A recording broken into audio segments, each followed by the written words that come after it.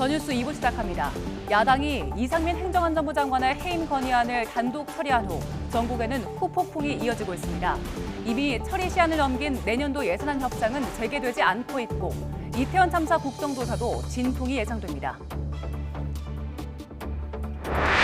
소방청이 이태원 참사 당일 운영했다고 밝힌 중앙통제단의 근무자 명단이 실제와 다른 걸로 드러났습니다. 전국의 구급 차량 현장 동원 조치도 소방청의 설명과 달리 중앙통제단에서 내린 게 아니었습니다. 뇌물과 불법 정치자금 수수 혐의를 받는 노웅래 더불어민주당 의원에 대해 구속영장이 청구됐습니다. 노 의원은 지난 총선 과정에서 수천만 원을 받은 혐의가 적용됐는데 관련 혐의를 부인하고 있습니다. 오늘 취임한 김광동 신임 진실화해 위원장이 법원에서도 사실로 인정한 5.18 당시 헬기 사격을 허위 사실이라고 주장한 걸로 확인됐습니다. 김 위원장은 과거사위원회의 존재 이유를 부정하는 발언도 여러 차례 했던 사실이 드러나 부적절한 인사란 지적이 이어지고 있습니다. 오늘 코로나19 신규 환자는 2만 5천여 명으로 월요일 기준으로는 13주 만에 가장 많았습니다. 최근 유행하는 오미크론 변이에 청소년이 더 취약한 걸로 나타났는데 개량 백신 접종 대상은 오늘부터 12세 이상 청소년으로 확대됐습니다. 오늘 퇴근 시간 무렵부터 중부지방에 눈이나 비가 내릴 예정이어서 일부 지역에서는 빙판길이 우려됩니다. 내일 오후 또 한 차례 눈이 내린 뒤 추워져서 주 중반에는 영하 10도의 강추위가 찾아오겠습니다. YTN 김영수입니다.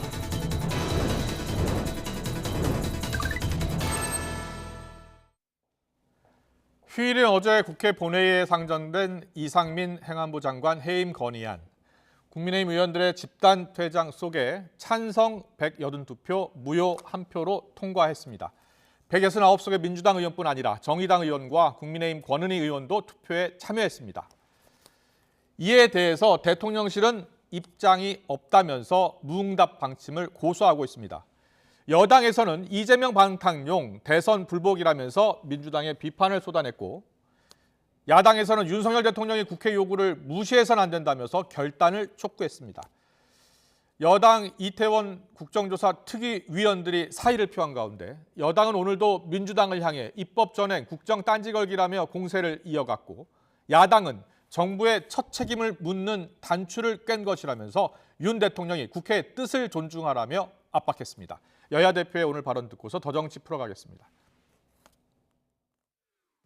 민주당의 몽리로 2014년 국회 선진화법 제정 이후 처음으로 12월 9일 정기국회를 넘겼습니다. 어제 민주당은 이상민 행안부 장관 해임 건의안을 단독으로 처리했습니다. 국회사에 또 하나의 오점을 남겼다라고 생각합니다. 다수 의석으로 힘자랑만 일삼는 민주당의 입법 전횡, 국정 딴지 걸기가 끝모르게 계속되고 있습니다. 불가피하게 어제 우리 민주당이 이상민 장관에 대한 해임 건의안을 통과시켰습니다. 책임을 방기하고 더군다나 책임 회피에 급급한 정부의 첫 책임을 묻는 단추를 깬 것입니다. 윤석열 대통령께서는 국민의 뜻, 국회의 뜻을 존중하시기를 당부드립니다. 법정 시한도 넘겼고요. 정기국회 내 처리도 되지 못했습니다. 내년도 예산안 얘기입니다. 이태원 참사 국정조사와 이상민 장관 해임안 후속 조치 등이 복잡하게 맞물려 있는 사안이라서 그런지 여야의 수싸움도 한층 더 치열해지고 있는 것 같습니다. 오늘의 전국 현안은 김영준 명지대 특임교수, 배종찬 인사이트K 연구소장과 짚어보겠습니다. 어서 오십시오. 안녕하세요. 안녕하십니까. 안녕하십니까. 네, 여야가 첨예하게 맞붙고 있는 사안이었습니다. 이상민 장관 해임 건의안 처리. 일단은 야당이 어제 처리를 했고요. 오늘 여야 협상, 예산안 협상 안 되고 있습니다. 예상하셨습니까? 예상했습니다. 예. 그래도 이렇게 민생을 외면하면 안 된다라는 점을 조금은 기대를 했거든요. 그래도 예. 국민들이 준엄한 심판을 해야 되는데 할 수 있는 수단은 없습니다. 그래서 저는 국회가 서로의 이익만을 네. 서로의 주장만을 또 고집할 것이다. 예. 그 예상대로 된 건 참 슬픈 이야기인 거죠. 근데 문제는 이겁니다. 네. 자, 이대로 국민들과의 약속을 지키지 않아도 어떻게 할 수 있는 방법이 없습니다. 아, 사실 여야 뭐 어디 쪽에 더 잘못이 있는지 우리가 뭐 가릴 필요가 있을지는 모르겠습니다. 네. 둘 다 잘못한 거예요. 지금 국회는 없는 거고 민생은 없는 겁니다. 그런데 국민이 어떻게 이걸 심판할 수 있는 수단이 없다는 것이거든요. 예. 저는 무슨 일이 있더라도 정치개혁 그리고 개헌에서 중요한 것은 국회가 일을 하지 않았을 때 국회 해산, 그다음에 국회의원 소환을 할 수 있는 국민 심판권이 저는 반드시 어떤 식으로든 추후에라도 보장이 돼야 된다고 봅니다. 네, 알겠습니다. 여야가 이렇게 충돌하고 있는데 김영준 교수님은 야당은 이미 예고를 했습니다. 해임 건의안 처리할 것이고 만약에 윤석열 대통령이 거부한다면 탄핵소추안도 추진하겠다고 했잖아요. 탄핵소추안도 곧 추진할 것으로 저는 보이십니까? 무게중심이 탄핵 소추에 있다고 봐요. 아, 예. 왜냐하면 해임 건의안 거는 뭐 박진 장관 해임 건의안 통과됐지만은 지금 뭐 진행이 안 되고 있는 부분이고 예. 그리고 윤석열 대통령이 이상민 장관에 대해서 해임 건의안을 받아들일 가능성은 거의 없고 뭐 전무한 거고 예. 그렇다고 한다면 당연히 명분 쌓기용으로 해임 건의안을 진행했었던 부분들이 아닌가라는 생각이 좀 들고요. 예. 두 번째는 애석하게도 이런 해임 건의안이 저도 의회 정치를 연구하는 연구자 입장에서 봤을 때 네. 원포인트 공휴일 본회의는 제가 처음 들어봤어요. 그것도 공휴일 날 예. 원포인트 무슨 원포인트 해임 건의안을 가지고서 본회의 원포인트를 한다?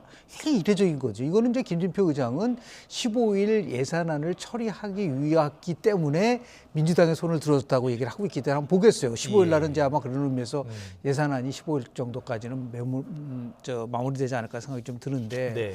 두 가지 면에서 야당이 조금 저는 실수를 하고 있는 것 같아요. 첫째는 뭐냐면 뭐 장관에 대한 해임 건의 할 수 있죠. 그러나 지금 이태원 참사와 관련돼서 경찰 조사 중이고 그리고 더 나아가서 실은 국정조사를 통해서 뭐 잘못이 일어나면은 그때 해임 건의를 하는 것이 오히려 순서가 맞는 것 같은데 네. 미리 해임을 해놓고 국정조사 한다고 그러니까 이게 엇박자가 분명히 난다는 부분들이 있지 않을까라는 생각이 좀 분명히 듭니다. 예. 그럼에도 불구하고 이렇게 해임 건의안을 내고 표결시켜서 결국은 관철시켰다는 얘기는 다른 의미, 다른 예를 들어서 에다 비중을 두고 있는 게 아닌가라는 생각을 저는 개인적으로 좀 해봤습니다. 다른 데 있다. 목적이 다른 데 있다라는 여러 건 무슨 가지죠. 뜻이에요? 예를 예. 들어서 지금 뭐 아까 말씀드린 탄핵 소추에 무게감을 두는 것도 하나가 네, 있을 수 있고요. 네.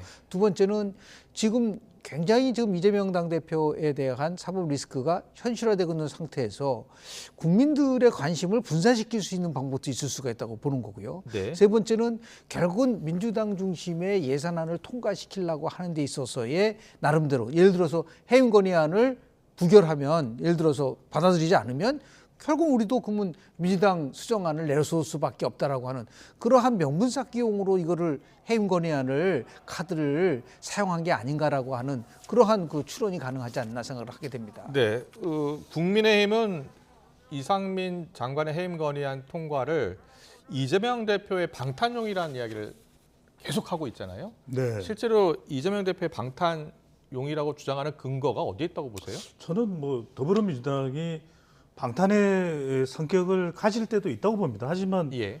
이상민 장관 이 사태를 이야기하는 것이 이재명 대표 방탄일까요? 저는 그렇게 안 봅니다. 예. 왜냐하면 국민 여론이 이미 이상민 장관에 대해서는 사퇴 의견이 높아요. 네. 그리고 이 정도 경찰에서 수사하고 이상민 장관과 관련된 부분에 이 행적에 대해서 파악이 됐다면 예. 저는 거치 표명은 이미 진작에 결정할 수 있는 부분으로 보입니다. 왜냐하면 이상민 장관이기 때문에 여론조사에서 책임을 지라가 아니라 네. 행정안전부 장관이기 때문에 총괄적인 책임을 지라는 이야기인 것이거든요. 네. 그래서 저는 이상민 장관 거치와 관련해서 더불어민주당에서 이걸 가지고서 이재명 대표에 대해서 방탄을 한다고 해서 방탄이 될까요? 저는 어림도 없는 일이고 그건 이재명 대표가 검찰 수사에 대해서 당당히 자기를 소명할 때나 가능한 일이지. 그러니까 어떤 일이고 간에 이건 이재명 대표의 방탄이다 그렇게 이야기하는 것도 과한 이야기라고 봅니다. 알겠습니다. 그런데 오늘 이상민 장관이요 출근길 취재진의 질의에 특별히 드릴 말씀이 없다라는 이야기를 했습니다. 그리고 대통령실도 일단 어제는 이제 입장이 없다라는 입장을 밝혔고 사실상 이게 우리 YTN 취재진에게는 무대응으로 나갈 것이다라고 이야기했습니다. 이거 어떻게 받아들이십니까? 그렇죠. 뭐 박진 장관 해임 건의안에 따른 비슷한 양상이라고 보는데 하나 주목해야 될 부분은 예. 뭐냐면 지금 여기서 방탄이냐 그게 중요한 게 아니고 이상민 장관 해임 건의안에 대한 이유를 얘기를 할 때 민주당이 뭐라고 얘기를 했죠? 법률을 위반했다 그랬어요. 예. 그러니까 행정안전부 장관이 지켜야 될 법률적인 걸 지키지 못했다고 얘기를 했단 말이에요. 그럼 이거는 무슨 판단 근거해서 그렇게 한 거죠? 묻고 싶어요. 예. 예를 들어 경찰 조사에서 그런 부분이 나왔다든지 예를 들어서 국정조사에서 그것이 나왔다든지 그건 분명히 되지만 일체 지금 확정된 것이 없는 상태에서 그냥 법률을 위반했다고 저는 그래서 이게 탄핵 소추는 법률이 위배됐을 때만 그런 받아들일 수 있는 거거든요. 네네. 거기에 대한 자락을 깔라고 한 것이 아니냐. 그런 의미에서 굉장히 정치적 수단으로 쓰고 있다는 것에 대한 의혹이 있을 수밖에 없다. 저는 방탄이 아니냐 그 문제가 아니라 예.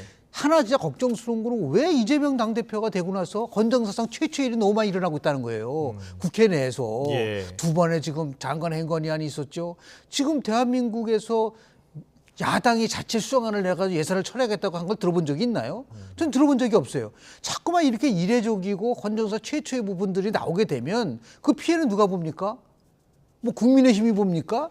결국 국민이 보는 거예요. 예. 그런 부분 속에서 저는 저 민주당이 굉장히 좀 숙고 좀 해야 될 부분이 많을 것 같은데 네. 너무 강대강으로 좀 충돌하고 있다고 했을 때 올 수 있는 정책 실익이 과연 무엇일까? 거기에 대해서 좀 저는 의문을 갖고 있습니다. 네.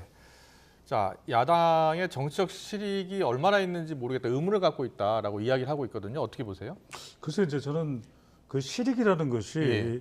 뭐 이재명 대표의 방탄을 위한 실익 그런 실익은 아니라고 봅니다. 네. 그러니까 더불어민주당이 노리는 것은 뭐 이태원 국정조사도 있고 좀 더 정치적 주도권을 가져가기 위한 실익을 노리는 건 있겠죠. 또 네. 하나는 저는 예산안은 이렇게 봅니다. 더불어민주당도 잘하는 게 없고 국민의힘도 특별히 잘한 게 없어요. 예. 저는 양비론이라는 걸 경계해야 되지만 네. 결국 이 예산안이라는 것은 어느 한쪽 의견으로만 갈 수는 없습니다. 네. 정부 예산안이라는 것이 다수당인 이 더불어민주당의 의견을 좀 참고를 할 내용도 있을 겁니다, 분명히. 예. 그러면 머리를 맞대고 어느 한쪽이 아니라 정말 국민들이 볼 때 이 정도면은 받아들일 만한 좀 합리적이다. 그게 우리가 국민들이 원하고 국민의 대표기관인 국회가 해야 될 일인데 네. 저는 다른 이유 아니라고 봅니다. 지금 법인세 인하, 감세와 관련된 이유도 아닐 테고 또는 대통령실 이전도 아닐 테고 이재명 대표의 대표 경험이라고 할 수 있는 지역화폐도 아닐 테고 지금 현수막에 내걸 그 쪽지 예산, 예. 그 국회의원들의 지역 예산, 그 총선 대비용 예산 때문에 지금 못하고 있는 것이거든요. 그렇게 보시는군요. 예. 국민들은 이미 압니다. 이미 국회 예산정책처나 기재부에서 다 숫자를 맞춘 겁니다. 소소위에서. 그리고 예. 대부분의 예산은 국회에서 바꿀 수 있는 내용이 정부 예산안이거든요. 예. 그중에서 일부를 조정하면 될 일인데 서로의 욕심 때문에 안 하는 겁니다. 저는 그래서 거듭 말씀드리는 거지만 왜 배종찬 소장이 데이터 전문가가 저렇게 이야기하는지 모르겠습니다만 국회를 평가하는 것이 너무 어렵습니다. 저는 정말 뭔가 수단과 방법이 동원돼야 된다고 봅니다. 네. 지금 야당은 초부자 감세는 절대 안 된다. 그래서 좀 더 협상을 해야 된다. 그리고 기존 예산을 5조 원 정도로 좀 깎아야 한다라는 입장이고 또 국민의힘은 더 이상 깎을 수 없다. 경제 활성화, 경기 활성을 위해서는 법인세 좀 더 깎아줘야 한다. 3조 원 넘게는 못 깎겠다. 이렇게 하면서 맞서고 있는데 우리 배종찬 소장은 속내는 다른 데 있다. 네. 네, 총선 대비한 지역구 예산 챙기기가 아마 숨어 있을 것이다라고 이야기하고 있어요. 글쎄요. 우리가 네. 예산결산 특별위에는 50명으로 돼 있고요. 개수조정소위가 있고 또 거기에 소소위가 있어요. 그 소소위에 대한 것들은 어떤 내용이 있는지 전혀 지금 기록으로 안 남기고 있어요. 이게 가장 큰 문제입니다. 그렇다면서요. 예. 모든 상임위와 관련된 거는 지금 속기록을 통해서 기록화돼 있거든요. 네. 그럼 왜 소소위에서는 그런 거를 안 남겨놓냐는 거예요. 그것도 남기도록 해야 되는 거 아니에요? 예. 당연한 거죠. 예. 그렇게 안 했을 경우는 아예 법을 바꿔가지고 인정하지 않게끔 한다. 예. 국민들이 알 권리가 있잖아요. 예. 어떤 내용으로 어떻게 조정이 됐는지를 완전 깜깜이 하고 정치적인 거래에 의해서 이루어진다고 한다면 지금 배수정이 얘기한 것처럼 여러 지역구 문제를 포함해서 이게 저는 그래서 15일 날 협상안이 다 해결될 거라고 네. 보는 게 뭐냐면 지금 야당 의원들도 지역구 예산이 많이 그 안에 포함이 돼 있기 때문에 아. 이게 점점 늦을 수가 없어요. 이런 그렇군요. 부분들이 예. 있기 때문에 예. 다만 이런 과정 속에서 저는 좀 실증적 데이터를 가지고 자 법인세를 25% 22%를 인하했을 때 초부자 감세라고 하는데 그러면 과연 어느 계층이 얼마만큼 이득을 보는지 한 데이터를 갖고 한번 얘기를 한번 해보자라는 거예요. 예. 다만 흥미로운 것은 주목하는 것은 뭐냐면 민주당이 내세운 그 서민 감세안이라고 하는 그 단어예요. 네. 그러니까 감세는 하는데 부자 감세가 아니라 서민 감세를 하고 있다는 것에 대해서 굉장히 이거는 나름대로 정치적으로 어떻게 보면은 다목적인 용이라고 보는 게요. 영국의 보수당이 감세를 얘기를 하는데 서민 감세를 아주 오래전에 얘기한 적이 있었어요. 예. 그러니까 이번에도 보니까 이재명 당대표가 얘기해서 서민 감세인데 그 내용을 보면은 중견기업들의 법인세를 낮춰주고 그리고 서민들의 소득세를 낮춰주는 이런 식으로 가겠다고 하니까 이런 부분 속에서 이제 집권 여당과 민주당, 야당이 예. 이제 그 예산안에 대한 대립이 하고 있는 건 사실이지만 중요한 거는 법을 만드는 사람이 법을 안 지키면 누가 그걸 믿겠어요. 예. 딱 시간을 정해놓고 지켜야 되지 않고 저렇게 공방을 한다는 거는 한마디로 국회의원 자격이 없는 거예요. 네. 15일 날 예산은 처리될 것 같아요?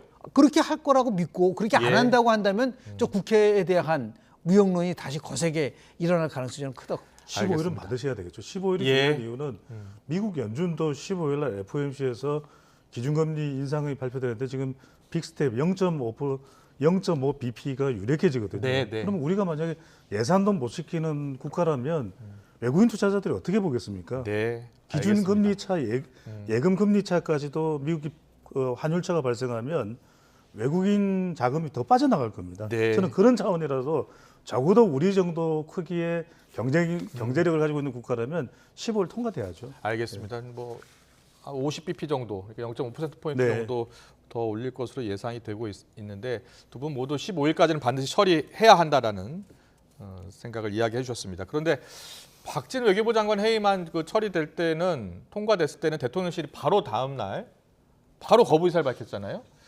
근데 이상민 해임 건의안은 처리됐는데 계속 입장을 밝히지 않겠다.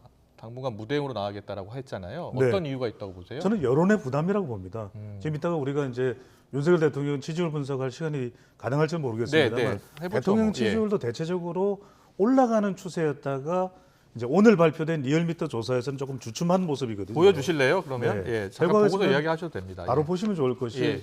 결과적으로는 대통령이 화물연대 파악과 관련해서 법과 원칙 대응을 잘했다. 네. 그런데도 불구하고 조금 주춤한 결과, 물론 모든 조사는 아닙니다만 그런 결과 나오는 이야기는 분명히 뭔가 국정 운영에 부담이 되는 대목도 있다. 예. 그게 이제 이상민 장관의 거치와 관련될 수 있는 부분인데 뭐 큰 차이는 아닙니다. 네. 그런데 네. 이제 38.9%까지 올라갔던 거의 40%에 임박했던 윤석열 대통령 지지율이 조금 주춤한 이유는 이제 이상민 장관 이슈가 이제 부담이 될 수 있는 거죠. 그래서 저는 박진 외교부 장관과는 분명히 온도차가 있습니다. 아. 그래서 무대응을 하는 것이고 네. 그 다음 단계에 이제 윤석열 대통령이나 대통령실이 내세울 것은 또 법과 원칙일 겁니다. 아까 예. 김현주 교수님 말씀하셨던 대로 이제 국정조사 끝나고 나서 조치할 거다. 음. 그런데 이제 저는 만약에 조치할 것이다라는 것이 사퇴한다는 것을 기정사실화 하는 건 아니거든요. 네네. 그렇다면 어느 정도 시간이 흐르고 난 이후에 만약에 이상민 장관이 사퇴하지 않는 상황이 온다면 오히려 정부는 더 강경 대응을 할 거예요. 아. 왜 야당에 대해서. 그러면 결국 또 대결 구도로 갈 수밖에 없거든요. 그러니까 네. 지지율이 올라가던 차에 지금 이상민 장관 이슈는 분명히 부담이 되고 있는 이슈인 거죠. 부담이 되고 있기 때문에. 저는 그거보다는 예. 예산안 때문에 그렇다고 봐요. 만약에 예. 지금 즉각적으로 거부를 하게 되면은 야당은 탄핵 소추안으로 끌고 갈 수밖에 없는 것이고 그런 과정 속에서 예산의 협상이 이루어질 수 있을까요? 저는 15일 전까지는 어떠한 표명 안 할 거라고 봅니다. 나름대로 정해진 절차에 따라서 네. 예산안이 통과된 다음에는 그래도 대통령은 얘기한 적이 있어요. 조사가 이루어진 다음에 그 결과를 보고 책임질 건 책임지겠다고 보통 얘기를 했기 때문에 책임져야 할 사람은 책임지는데 조사 이후로. 지금 조사가 안 끝났잖아요. 예. 조사가 안 끝난 상태에서 그러면 뭐 국회가 해임 건의안 했다고 그 부분에 대해서 가나요? 그래서 오히려 그만큼 현 정부로서는 예산안이 통과 굉장히 절박하다는 것을 저는 단적으로 보여주는 게 아닌가. 네. 저는 그렇게 해석을 하고 싶습니다. 그런데 우리가 흔히 이제 윤석열 대통령 핵심 관계자 윤핵관 네. 중에 이제 장제원 의원 많이 이야기하잖아요. 근데 장제원 의원이 최근에 이제 이선에 물러나 있다가 목소리를 내기 시작을 했습니다. 애초에 국정조사는 합의해줘서는 안 될 사안이었다는 말을 했어요. 이게 네. 혹시 윤석열 대통령의 의중이 아니냐 이런 생각도 하는 분이 있더라고요. 어떻게 보세요? 그렇죠. 근데 지금 윤석열 대통령의 의중이 어떨지를 보수층이나 또는 윤석열 대통령 의중을 대체적으로 파악하고 있는 사람들의 이야기를 묻자면 지금 장제원 의원도 어떤 이야기를 하고 있냐면 국정조사는 합의해져서는 안 될 사안이다.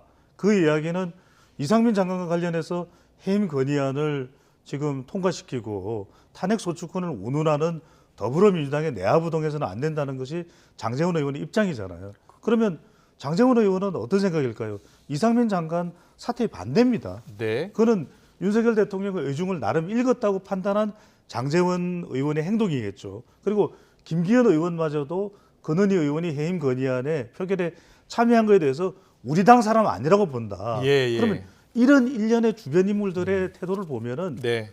대중들은 어떻게 생각할까요? 윤석열 대통령은 이상민 장관을 사퇴시킬 추호의 의향도 없다. 이렇게 해석할 수밖에 없는 것이죠. 네. 자, 지금 장제원 의원이 한 이야기는 원래 국민의힘은요. 과거에 이렇게 이야기를 했죠. 선조사 후에 국정조사 여부는 추후에 보겠다라는 입장이었는데 전격적으로 합의를 본 거거든요. 네. 예.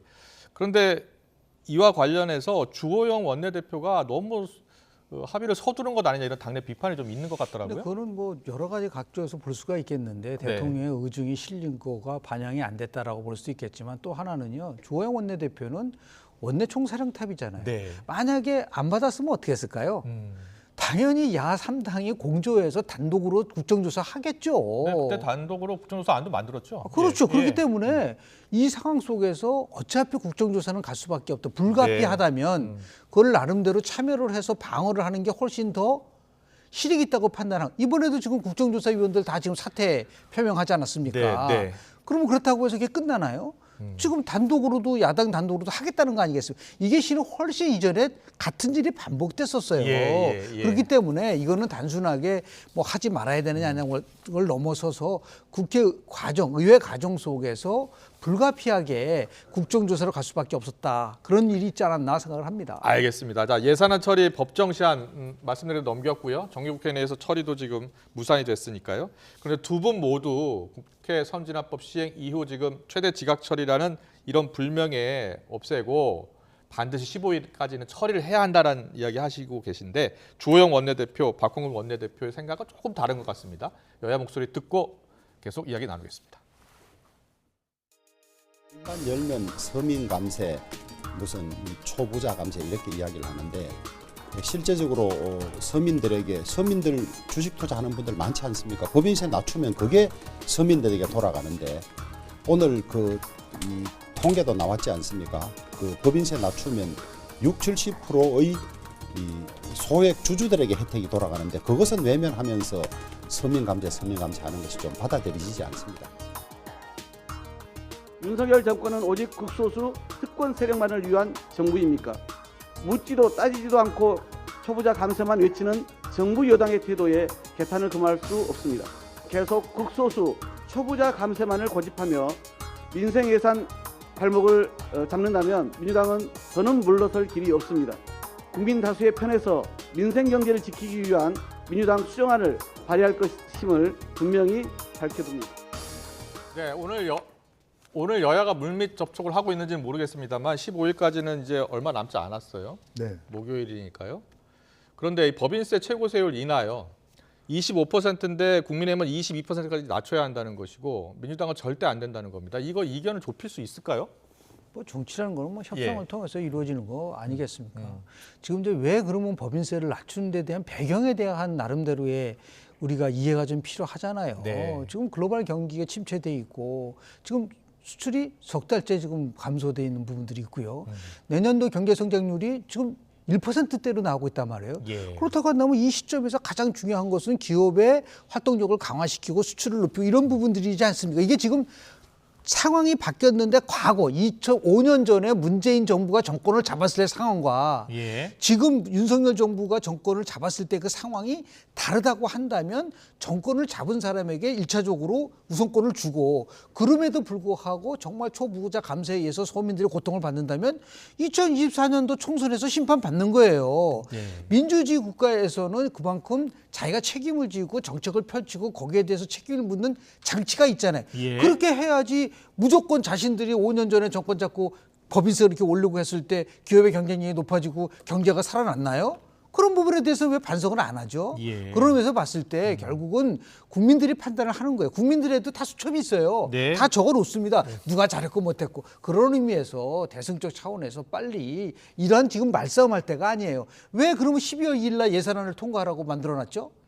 최소한도 한 달 정도 준비를 해서 각 분야에서 빠르게 1월 1일부터 즉각적으로 시행이 될 수 있도록 하는 시간을 줘야 될 거 아니겠습니까? 옛날처럼 뭐 다 끝나고 나서 12월 30일 끝나고 나서 재종소리 듣고 그럴 때도 있었지 않습니까? 예. 그런 거는 비정상적이죠. 이제 정상화시킬 필요가 있다. 민주당은 내년 경제가 어려우니까 서민들한테 좀 더 혜택이 돌아가는 예산이 필요하다라는 생각인 것 같아요. 그래서 초보자 감세를 좀 줄이고 그리고 서민들 감세를 하자 뭐 이런 생각인 것 같죠? 근데 이 말씀을 드릴 것 같아요. 예. 트럼프 전 대통령도 법인세 감세가 트럼프 노믹스의 핵심이거든요. 이제 신기업 정책을 하는 겁니다. 네. 그러니까 25%가 22%가 되면 기업은 훨씬 운신의 폭이 커지는 건 사실입니다. 예. 그래서 이제 기업이 활성화된다라고 이렇게 이제 주장을 할 수는 있는데 네. 사실 따지고 보면 우리가 세 가지 차원의 경제 지표를 보면 우리 국가 채무도 대한민국은 상당히 버틸만해요. 네, 네. 왜냐하면 우리 뭐 200% 300%는 안 됩니다. 예. 그런데 지금 가계부채 얼마 지금 누적액이 얼마인지 압니까? 1,870조 원입니다. 지금 최근 몇 년 사이에 훨씬 더 늘어났고 1년에 이 가계부채 채무로 들어가는 이자액만 80조 원입니다. 1년에. 예. 이게 전체 소비의 한 10%를 차지하거든요. 기업이 지금 더 뼈 때릴 정도로 아플까요? 자영업청일까요? 예. 자영업청입니다. 그러니까 자영업청에 대한 대책이 그럼 뭐가 있느냐? 이건 아니거든요. 그러니까 네. 민주당도 참 아쉬운 건 뭐냐? 이럴 때 자영업청을 위한 세제 혜택은 뭐가 있을까? 네. 이걸 사실 더 내놓는다면 국민들은 여론상으로도 더 기가 솔깃해질 수 있겠죠. 알겠습니다. 여야가 첨예하게 맞붙는 사안이 법인세여서요. 관련해서 두 분 의견을 들었고요. 마지막으로 특별사면 이야기 해보겠습니다. 성탄절 특사, 신년 특사 이야기 나오고 있는데 이명박 전 대통령, 김경수 전 경남지사 이야기 계속 나오잖아요. 근데 보면 이명박 전 대통령은 이번에 특별사면 단행될 것인데 사면 복권까지 된다. 그런데 김경수 전 경남지사는 복권은 안 될 것이다. 네. 이런 전망이 많더라고요. 그렇게 예상하세요? 저는 뭐 뚜껑을 열어봐야 될 거라고 보는데요. 그렇습니까? 예. 이게 왜 사면을 하죠? 그 사면을 할 때 가장 많이 나오는 말이 네. 상투적이지만 사면 복권. 사면 복권이죠. 복권하고 예. 국민 통합에 가자고 한다면 그럼 누구는 사면만 시켜주고 누구는 사면 복권 시켜줄 필요가 뭐가 있어요? 네. 그리고 김경수 전 지사는 이제 5달밖에 안 남았는데 그렇습니다. 의미가 없죠. 그래서 예. 이왕 하려면 통 큰 차원에서 더 하나는 사면 자체에 대해서 안 된다고 얘기하는 거는 사면권 제도가 있는 한 그거는 성립되지 않아요. 네. 왜냐하면 법적인 문제가 그러면 사면권을 왜 둡니까? 네. 고도의 정치적 판단과 정무적 판단에서 이루어진 거라고 한다면 네. 여야 모두에게 통 큰 나름대로의 그 통합의 정치를 보여주는 순수로 간다고 한다면 예, 예. 저는 뭐 막판에 김경수 전 지사도 복권까지도 할 가능성이 그렇군요. 어느 정도 있지 않을까라고 생각을 합니다. 만약에 이 김경수 전 네. 지사가 복권이 안 된다면 2028년 5월까지 피선거권이 제한되더라고요. 저는 복권은 안 될 가능성이 높을 것 같아요. 그렇습니까? 왜냐하면 예. 이명박 전 대통령도 김경수 전 지사도 사면은 되는데 김경수 전 지사는 복권은 안 될 거다. 왜냐하면 예. 정치적으로 일단은 이 대선에 대한 두려움이 있는 거죠. 김경수 전 지사의 파괴력, 친문 가장 그렇습니까? 부각될 수 있는 예. 주자라고 하는 것. 또 하나는 저는 법적인 이유로 표면적으로는 복권을 안 할 것 같아요. 드루킹. 이건 윤석열 대통령이 강조하는 법과 원칙을 워낙 강조하잖아요. 예. 이 부분에 분명히 부합되지는 않을 겁니다. 정치적으로 이명박 전 대통령을 사면하는 상황에서 최경환 전 부총리도 사면을 해야 된다면 김경수 전 지사를 포함할 수밖에 없을 텐데 네. 적어도 대선이나 또 법과 원칙을 강조하면서 복근은 안 할 것 같아요. 알겠습니다. 뭐 뚜껑을 열어봐야지 안다는 네. 말씀이 맞는데요. 과연 어떤 결정을 내릴지 지켜보겠습니다. 지금까지 배동찬 인사이트K 연구소장, 김영준 명지대 특임교수와 함께했습니다. 잘 들었습니다. 감사합니다. 감사합니다. 고맙습니다.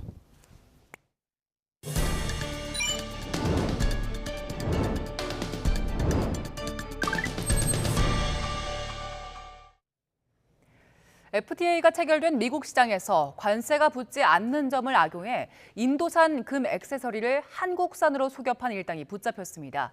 이들은 K-팝 열풍으로 요즘 한국산의 인기가 좋은 점을 노리고 원산지를 세탁한 데다 해외 명품의 상표권도 위반한 혐의를 받고 있습니다. 이승윤 기자입니다. 해외 명품 상표를 흉내낸 반지와 목걸이 등 금 액세서리들. 모두 서류상으로는 메이드 인 코리아라고 표시돼 있지만 사실은 인도산입니다. 인도인 무역업자 38살 A씨와 한국인 공범 2명은 지난 2019년 11월 국내 법인을 설립해 이런 가짜를 만든 겁니다. 2020년과 지난해 인도산 금 액세서리 9만 4천여 점, 시가 267억 원어치를 수입한 뒤 원산지 표시만 갈아붙이는 이른바 라벨 가리를 한 뒤 미국에 수출했습니다. 이 과정에서 인도산 금 제품 870여 점, 시가로 27억 원어치는 샤넬 등 해외 유명 상표를 무단 도용한 혐의도 받고 있습니다. 인도에서 미국으로 수출할 땐 미국 내 관세가 5.5% 발생합니다. 하지만 인도와 한국, 한국과 미국 간엔 FTA, 즉 자유무역협정이 체결돼 특혜 관세가 0%로 적용되는 점을 악용한 겁니다. 예, 최근 들어서 K-팝이라든지 K-드라마가 인기를 끌면서 한국산으로 위장하게 되면 미국 시장에서 인기가 많아지기 때문에 한국산으로 위장한 것으로 보이고 있습니다. 3, 4분기 통계를 보면요, 작년에 건수 대비는 약 17%, 금액 대비는 88% 증가한 것으로 저희 관세청에서 보고 있습니다. 관세 당국은 지난해 주한 미국 대사관에서 정보를 입수한 뒤 이들을 붙잡아 검찰에 불구속 송치했습니다. 관세청 서울본부 세관은 이들이 인도산을 한국산으로 원산지를 바꾼 것만으로도 10%의 이득을 챙겼다며 이런 원산지 세탁 범죄가 매년 증가 추세에 있는 만큼 관련 수사를 확대해 나가고 있다고 설명했습니다. YTN 이승윤입니다. 정부의 노동개혁안을 마련 중인 미래노동시장연구회가 주 52시간제 유연화와 호봉제 축소를 시급한 개혁과제로 노동시장의 이중구조 해소를 추가 주요 개혁과제로 제시했습니다. 연구회는 오늘 오전 서울 프레지던트 호텔에서 이 같은 내용이 담긴 노동시장 개혁 권고안을 발표했습니다. 권고안에는 연장 근로시간 관리 단위를 노사 협의를 거쳐 현행 주 단위를 비롯해서 월이나 분기, 반기나 연 단위 등 필요에 따라 선택할 수 있도록 했습니다. 또 연장 근로시간 관리가 월 단위 이상으로 확대될 경우 장시간 근무가 이어질 수 있는 만큼 근로자의 건강 보호를 위해 11시간 연속 휴식을 의무화했습니다. 연구회는 호봉제를 직무, 성과급제로 바꾸는 임금 체계 개편도 권고했습니다. 이정식 고용노동부 장관은 미래노동시장연구회가 발표한 주 52시간제 개편 등 노동시장 개혁 권고문과 관련해 온 힘을 다해 기필코 완수하겠다고 밝혔습니다. 이 장관은 페이스북에 전문가들의 진단에 그 누구도 이의를 제기하지 어려울 거라면서 지속 가능한 미래지향적 노사관계, 노동시장을 위한 개혁을 본격적으로 시작하겠다고 적었습니다. 결혼한 지 5년 이내인 신혼부부가 1년 사이에 8만 쌍 넘게 줄었습니다. 통계청 자료를 보면 지난해 11월 1일 기준 혼인신고를 한 지 5년이 지나지 않은 국내 거주 신혼부부는 110만 1,000쌍으로 1년 전보다 8만 2천 쌍 줄었습니다. 지난 2015년 관련 통계를 작성한 뒤 가장 적은 신혼부부 규모로 감소폭은 역대 최대입니다. 특히 혼인 1년차 부부는 10% 넘게 급감했습니다. 맞벌이하는 신혼부부가 늘면서 평균 연간 소득은 6.9% 증가했지만 집값 급등의 영향으로 대출 보유 비중은 역대 최고인 89.1%로 치솟았습니다. 네, 다음 소식 이어드리겠습니다. 수도권 전역에 빌라와 오피스텔 등 천여 채를 보유한 걸로 알려진 임대사업자가 사망하면서 전세 보증금 반환에 차질을 빚고 있습니다. 주택도시보증공사 허그는 지난 10월 임대사업자 김모 씨가 숨지면서 계약이 끝난 세입자 일부가 보증금을 돌려받지 못하고 있다고 밝혔습니다. 김 씨는 빌라와 오피스텔을 전세를 낀 이른바 갭 투자 방식으로 사들여서 보유주택이 1,100여 채에 달하는 걸로 추정되는데 김 씨와 임차 계약을 맺으면서 전세금 보증 반환 보험에 가입한 세입자는 400여 명입니다. 이 가운데 김 씨 사망으로 보증금을 돌려받지 못하고 있는 사람은 80여 명으로 집계됐습니다. 이 소식과 관련해 원희룡 국토교통부 장관은 서민들이 전세 피해로 눈물을 흘리지 않도록 최선을 다하겠다고 밝혔습니다. 원 장관은 어제 페이스북에 글을 올려 임대인이 사망했기 때문에 사는 집을 당장 비워줘야 하는 건 아닌지, 전세 대출금을 바로 갚지 못해 신용불량자가 되는 건 아닌지 눈앞이 아득해질 수밖에 없었을 거라면서 이같이 적었습니다. 또 피해자분들은 상속 절차가 진행되는 수개월 동안은 현재 살고 계신 곳에서 계속 지낼 수 있다며 전세 대출 보증 연장이 가능하므로 당분간은 크게 걱정하지 않으셔도 된다고 설명했습니다.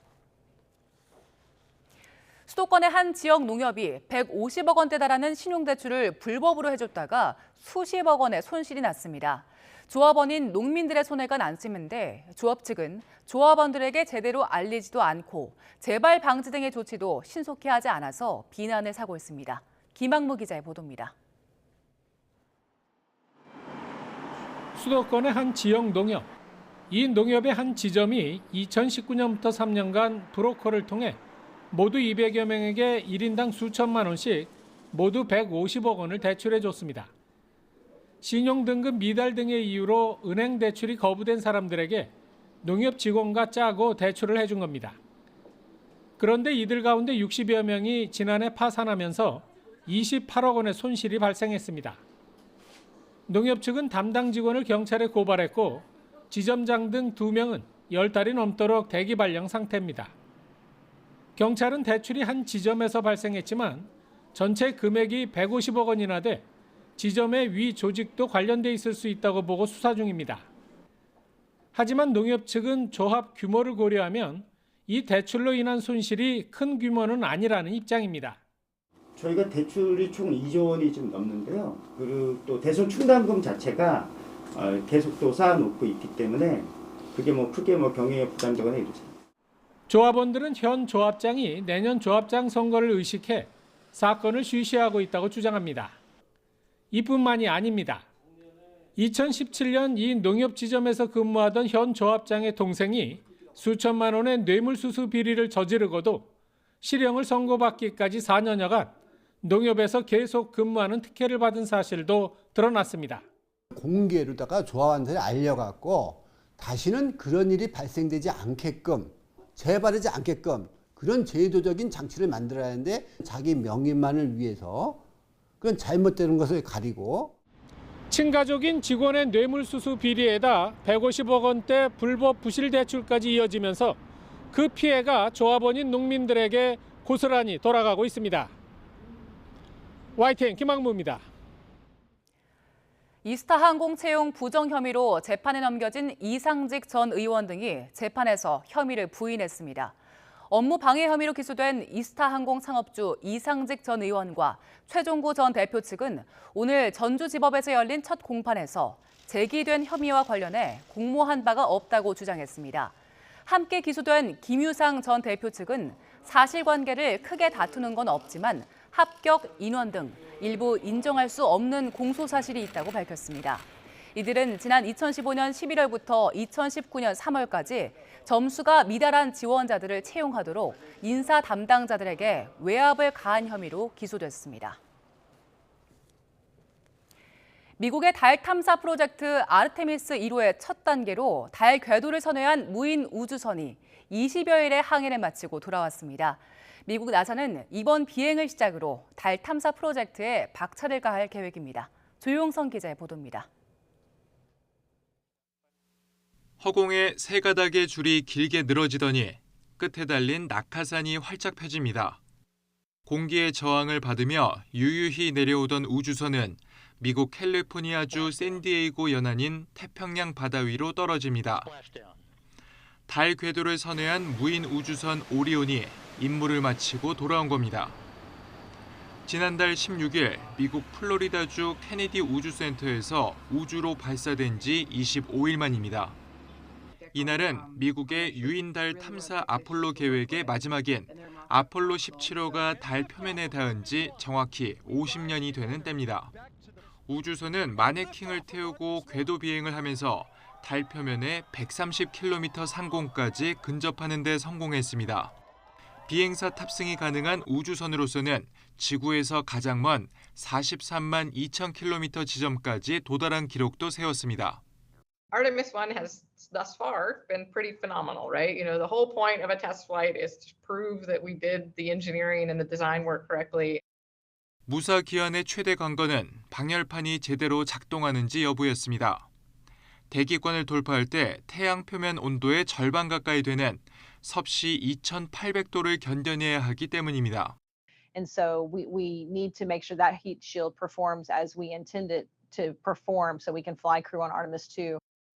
이번 귀환 비행을 분석한 결과는 2년 뒤 사람을 태운 달 탐사 프로젝트인 아르테미스 2호가 가능한지 척도가 됩니다. 나사는 궁극적으로 우주 비행사가 상주하는 달 기지와 정거장을 지어 달 자원을 활용할 계획입니다. YTN 조용성입니다.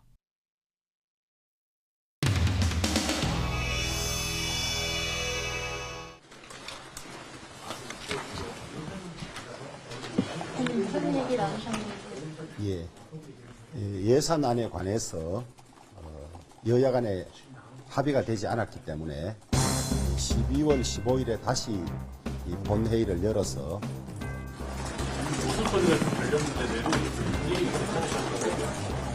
뭐 이런 저런 다른 얘기도 해서 웃음도 나오는 거고 또 심각한 얘기도 하는 거고 그런 것은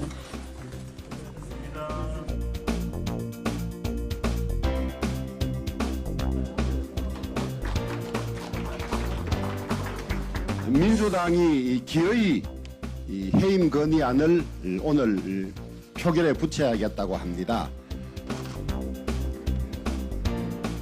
국회의장 사퇴하라!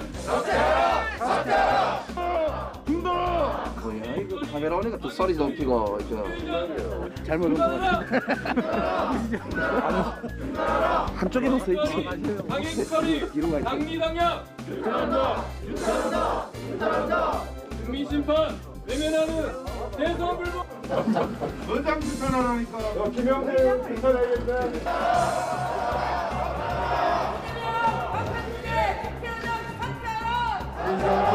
공휴일인 오늘 본회의를 개의하고자 하는데 이의 없으십니까?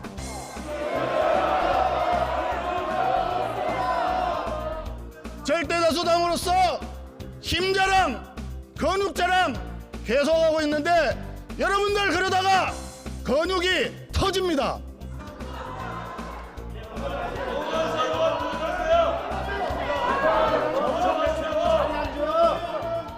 행정안전부 장관 이상민 해임 건의안을 상정합니다.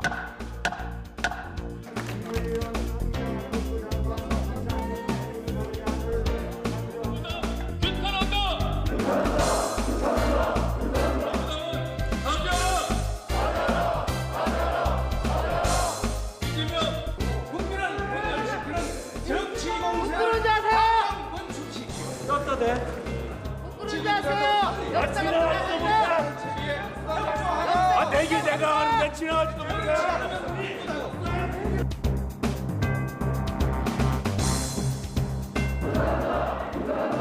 이재명 방탄국회 민주당은 방탄국회 국회의장 사퇴하라!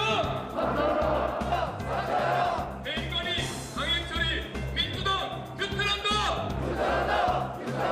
지나가지도 못해.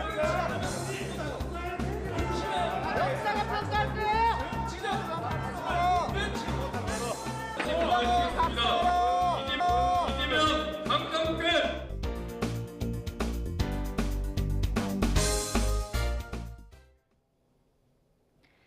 현재 남해안에는 약하게 비가 내리고 있고 서울 등 내륙 지방은 하늘이 잔뜩 흐려져 있습니다. 서해상에서 다가오는 구름대의 영향으로 퇴근길 무렵에는 대부분 지역에 비나 눈이 내리겠는데요. 밤까지 경기 북동부와 강원 영서에는 최고 5cm의 눈이 내리겠고요. 내일은 오늘보다 더 많은 눈이 예보돼 있습니다. 내일 경기 남부와 충청에는 최고 8cm, 전북과 강원, 제주 산간에도 2에서 7cm의 눈이 내려 쌓이겠고요. 서울에도 많게는 3cm의 눈이 내리겠습니다. 내일 아침까지는 큰 추위 없겠습니다. 내일 서울의 아침 기온은 영하 1도, 대구는 2도, 울산은 3도로 출발하겠고요. 낮부터는 찬바람이 강해지며 기온이 크게 오르지 못하겠습니다. 내일 서울의 한낮 기온은 2도, 대전은 5도, 광주는 8도, 부산은 11도로 예상되고 있습니다. 수요일인 모레부터는 다시 영하 10도 안팎의 강추위가 찾아올 전망입니다. 지금까지 날씨 정보였습니다. 이슈를 더 쉽게 전해드리는 더 뉴스 내일은 더 준비하겠습니다. 잠시 뒤 뉴스큐가 방송됩니다. 시청해주신 여러분 고맙습니다.